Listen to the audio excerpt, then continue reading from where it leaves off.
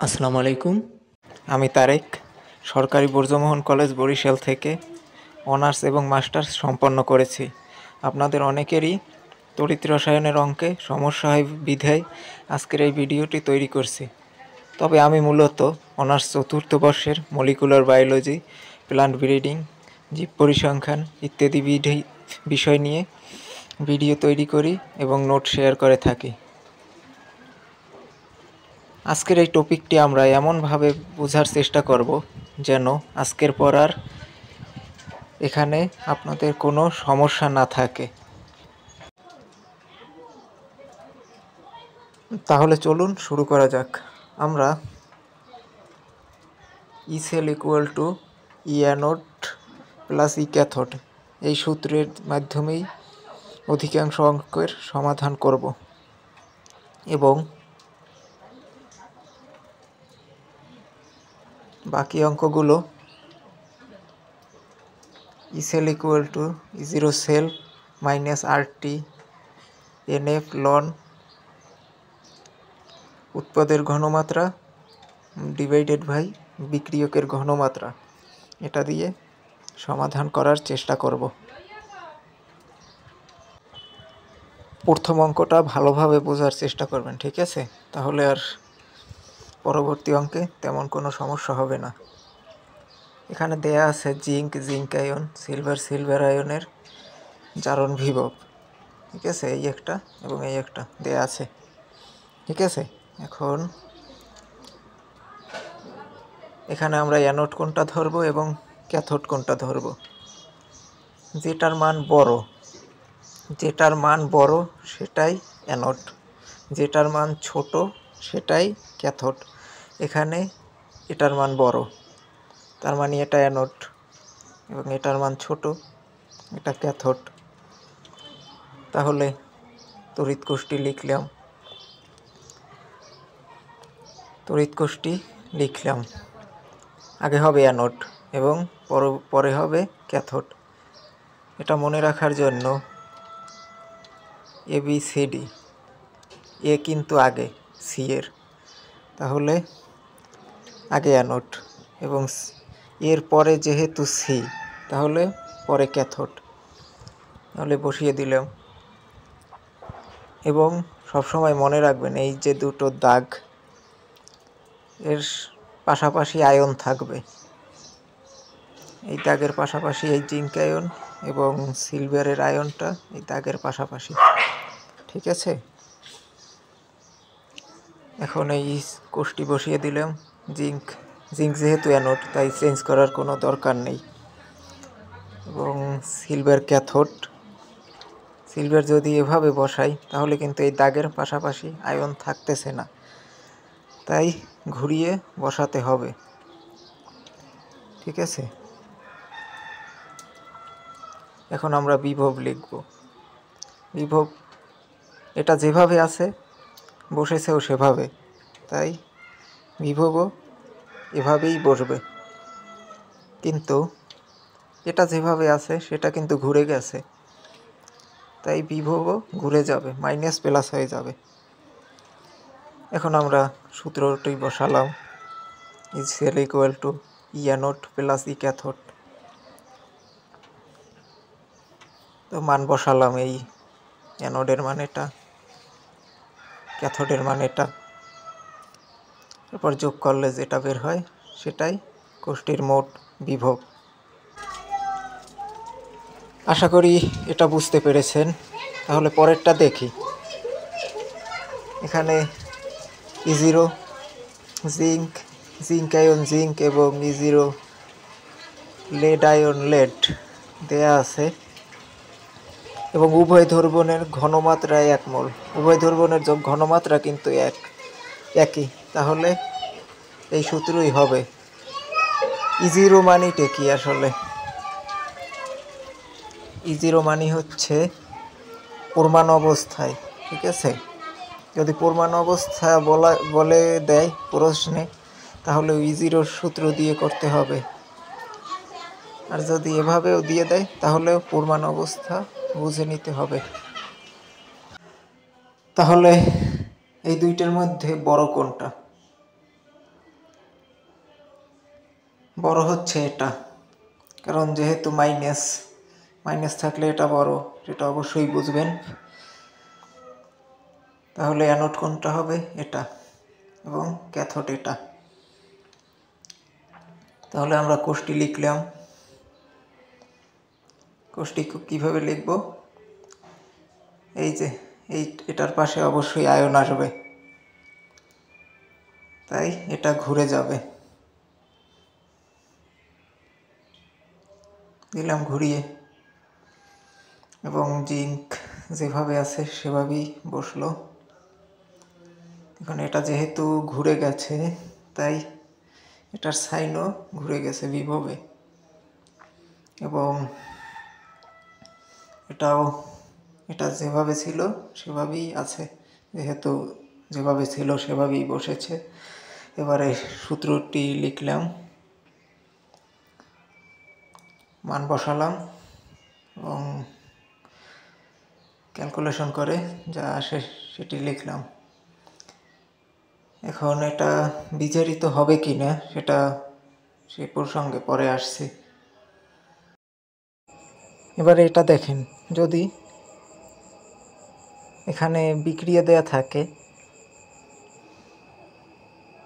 এই দুইটার মতো, তাহলে কিন্তু কোনটা বড় কোনটা ছোট সেভাবে আর অ্যানোড ক্যাথোড নির্বাচন করা হবে না।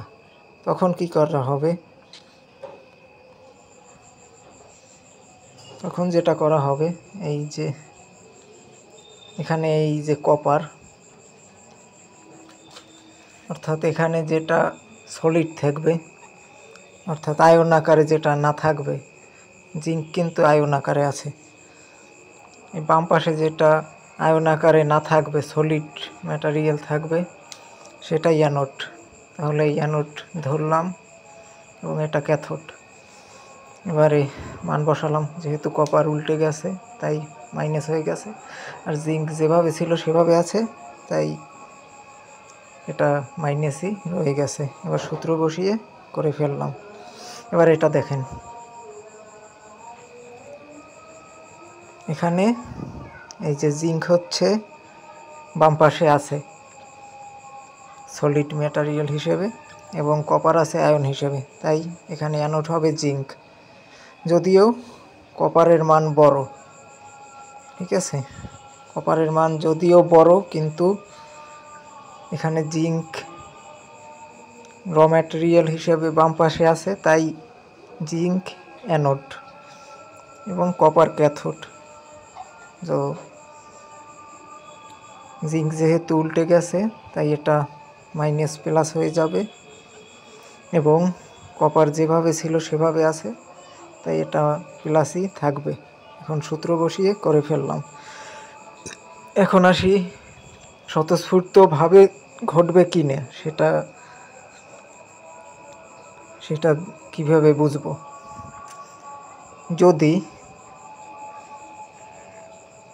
যদি মাইনাস আসে তাহলে স্বতঃস্ফূর্তভাবে ঘটবে না, এবং যদি প্লাস আসে তাহলে বিক্রিয়াটি স্বতঃস্ফূর্তভাবে ঘটবে।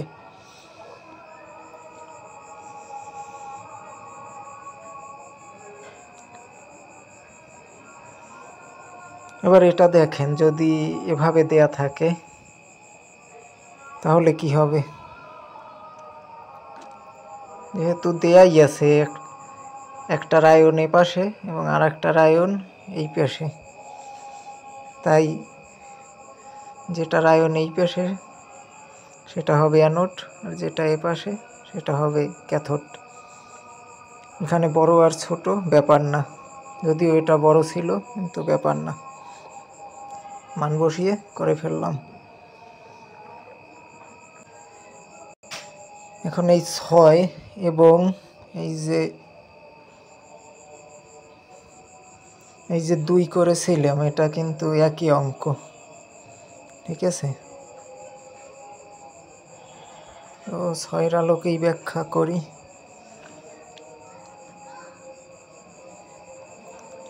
এখানে এই দুটো মান দেয়া আছে এবং উভয় দ্রবণের ঘনমাত্রা 1 মোল। এখন বলা আছে লেড দ্বারা জিঙ্ক আয়ন বিজারিত হবে কি না। এখন এই দুটোর মধ্যে বড় কোনটা? এটা বড়, তাই এটা অ্যানোড, এবং এটা ছোট, এটা ক্যাথোড বসালাম। বিভব যেহেতু এটা যেভাবে ছিল সেভাবে নেই, উল্টে গেছে, তাই এটাও মাইনাস প্লাস হয়ে গেল। এটা যেভাবে ছিল সেভাবেই আছে, তাই এটা মাইনাসই রয়ে গেছে। এখন সূত্র বসালাম, করে ফেললাম।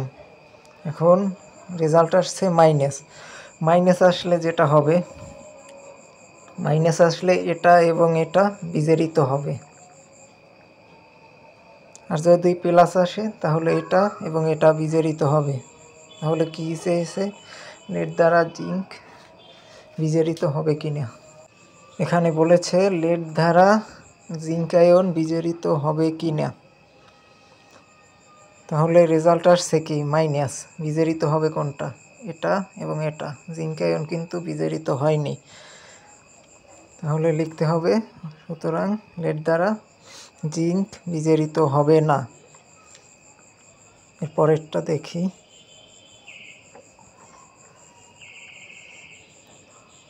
আচ্ছা, এটা এখানে বলছে যে জিঙ্কের পাত্রে ফেরাস সালফেট রাখা যাবে কি না। এটা ওই আগেরটার নিয়মেই, এবং দুটো মান দেয়া আছে। এটার মধ্যে বড় হচ্ছে 8 বড়, ঠিক আছে, এবং এটা ছোট, তাই এটা অ্যানোড এবং এটা ক্যাথোড। এবং সূত্র বসিয়ে করে ফেললাম। এখন রেজাল্ট আসছে কি? প্লাস। প্লাস আসলে এটা এবং এটা বিজারিত হবে। তাহলে যদি জিঙ্কের পাত্রে এটা রাখা হয়, তাহলে জিঙ্কের পাত্রেও বিজারিত হয়ে ছিদ্র হয়ে যাবে, মানে জিঙ্কের পাত্রে ফেরাস সালফেট রাখা যাবে না। এরপরে এটা দেখেন, এটা আবার অন্য নিয়মে করতে হবে, কারণ দুটোর ঘনমাত্রা আলাদা। এটা কিন্তু এই আগের সূত্রে হবে না। যদি দুটোর ঘনমাত্রা আলাদা হয় তাহলে সূত্র হবে এটা, ই সেল সমান E0 সেল, মানে পরমাণু অবস্থায় ইএমএফ, এবং RT N/RTF, sorry, E cell minus RT divided by NF লন দিয়ে দিবেন এটা অ্যানোডেরটা এবং নিচে দিবেন ক্যাথোডেরটা। এবারে মান বসান। আর এর মান এটা, এবং টি হচ্ছে 25, 25-এর সাথে যোগ হবে 298। এফ হচ্ছে ফ্যারাডের ধ্রুবক, এই বসালাম। এবং এখানে ম্যাগনেসিয়ামের দেয়া আছে, এটা বসালাম। এসএন দেয়া আছে, এটা বসালাম। এরপরে অ্যানোড ক্যাথোড তো জানেনই, বসালাম এখানে। এরপর ক্যালকুলেশন করে এটা বের হয়েছে। তো আশা করি সবাই বুঝতে পেরেছেন।